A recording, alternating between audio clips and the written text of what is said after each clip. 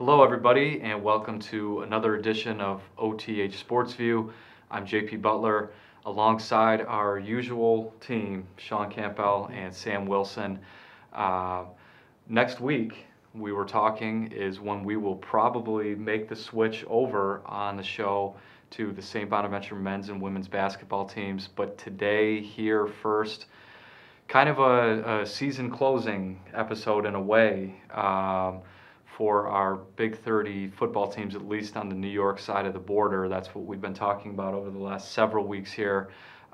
We had 5 teams advance to the sectional semifinals over the weekend. As we had talked about, Shawn, that was the most I think we've had since 2006. Yes. And so it was a very eventful weekend for the Big 30. But we had 4 of those 5 teams come up on the losing end and see their seasons come to an end. The one team that did advance, Sam, the team that you've been covering quite a bit this year, Franklinville, Ellicottville. But we'll certainly get into that game, and we'll start with, again, the 2 teams that you guys have seen the most of this year, beginning with Olean High and their semifinal matchup with Cheektowaga. Shawn, this was a game I was actually able to. I saw the first half of this game. I was able to watch on TV. I know you've been there in person. Mm-hmm. This was an opportunity for me to kind of, watch that team play, and it just seemed like Olean was obviously in the game. They were hanging around, but just ultimately couldn't stop Cheektowaga, who went on to a 56-35 victory. No, they scored on 6 straight drives is what it was. They fumbled on their first possession of the game, but then went on to score on 6 straight drives and did so rather quickly on a lot of them. Just a dynamic offense, a very solid passing game with receivers who seemed to really never drop the ball when it was thrown their way. And Olean did a really good job of fighting to stay within 1 score or 2 scores. It seemed like whenever in the first half Cheektowaga went up 2 touchdowns, Olean answered on its next drive to keep it close. But Cheektowaga scored late in the first half. And then to start the second half, Olean went 3 and out, and then Cheektowaga scored to go up 3 touchdowns. But and that's where maybe it becomes a little.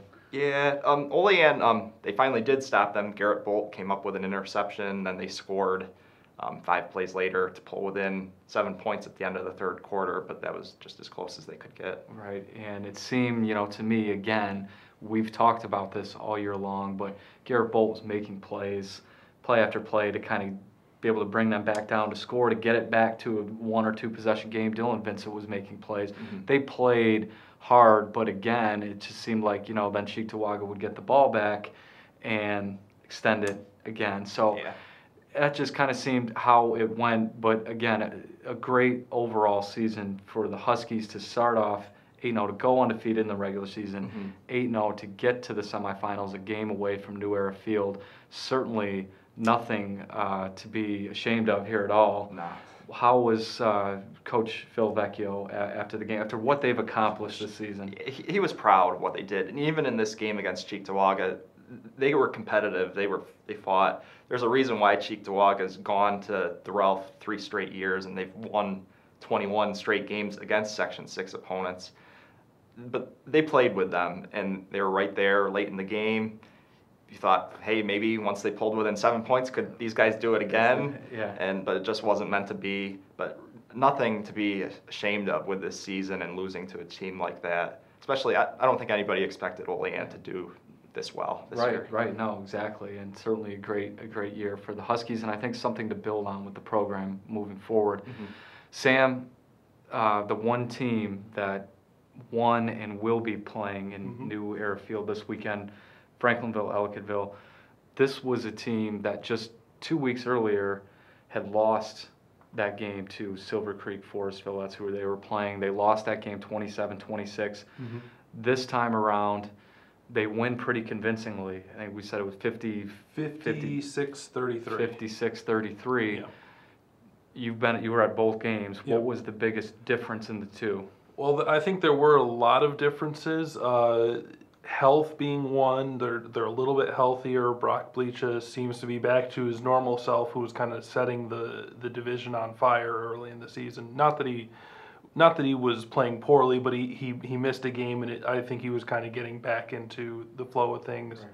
And they were just, I think, perfect to start this game. Both teams ended up moving the ball pretty well.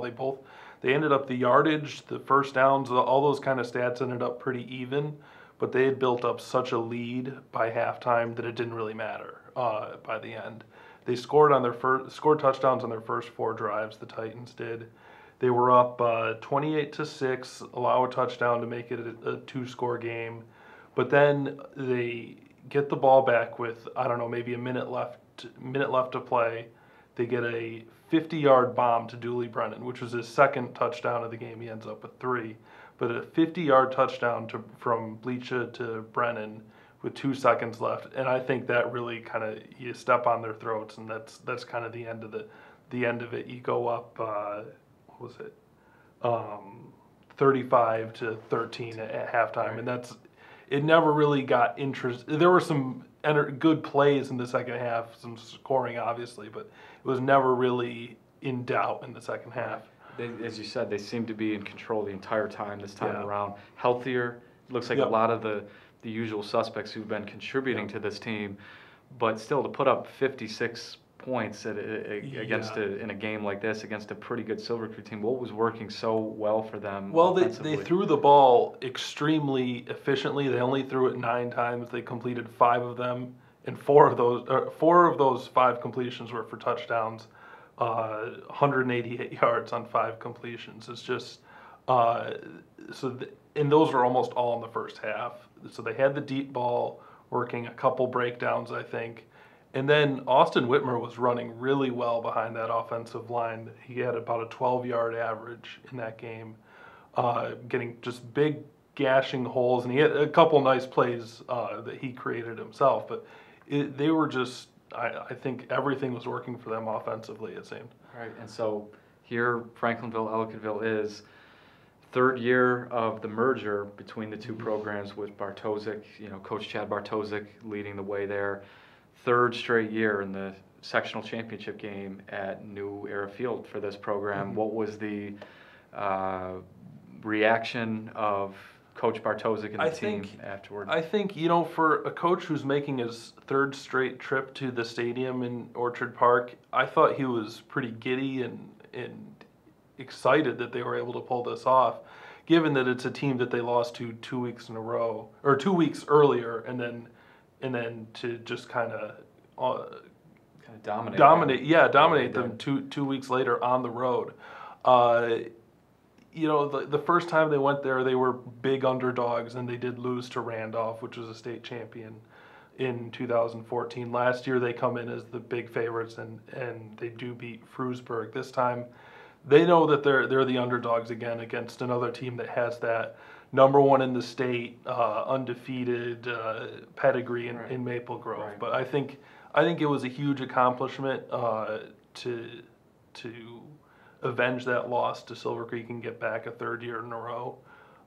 Be interested to go up on Tuesday, tomorrow, to just talk to the coaches, talk to some of the players about what they think they can do against Maple Grove this time around, because I think it would be a big upset. And, that's not to disrespect anything that they've done this year, but it would be certainly a huge accomplishment to even play a good game against Maple Grove, let alone to knock them off. Right, and also an accomplishment to be there 3rd year in a row. But as we talked about, Maple Grove just has the look of that, what Randolph was in the 3 years they won their state championship, where they were kind of untouchable at times. And so we'll see what happens this weekend. You'll be up there for that one. Some of the teams that lost, we also had Allegheny Limestone playing in the semifinal. Bolivar Richburg and Randolph did get back to the semifinals, lost over the weekend. But Allegheny Limestone, we've mentioned on here before, this was a team that was 1-5, and then wins on the last day of the regular season to get in. Upsets, a higher seeded team on the road in the first round of the playoffs, and then gets this rematch with Southwestern in the semifinals.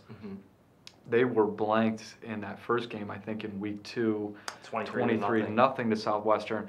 This time around, it's a 17-6 game, so they were there. They almost had a shot in this one too to get to the championship game, but just kind of fell short. Yeah, this was a great game. Late in the third quarter, Southwestern was up 7-6, so really anybody's game at that point. But Southwestern pulls away with a touchdown and a field goal after that point to get the 17-6 result. But really, I mean, going from 23-0 in week 2 to 17-6, and going from 1-5 to 3-5, a really big difference, a turnaround for Allegheny Limestone. And really, they're right there with a shot to go to New Era Field in the second half of that game. We kind of, our contemporary Chuck Pollock was up at that game, but we kind of looked at what he had to say about it. What was, just in terms of what Furlong said, maybe the difference this time around? I know in that first game they had a couple of turnovers. They had a botched play on a punt that led to a touchdown. What was maybe the difference this time around in your estimation? Well, I think it sounded like in the first half, Allegheny Limestone, after Southwestern scored to go up 7-0, they answered with a solid ground game, which had really been a key to getting on this little bit of a run going into the playoffs. But in the second half, they just really couldn't get much going offensively, didn't score again, and Southwestern, they improved as the game wore on. And certainly a better defensive effort this time around from Allegheny Limestone to keep them in the game. That's something that they've also kind of leaned on towards the end here of just being a better team than they were throughout that 1-5 start.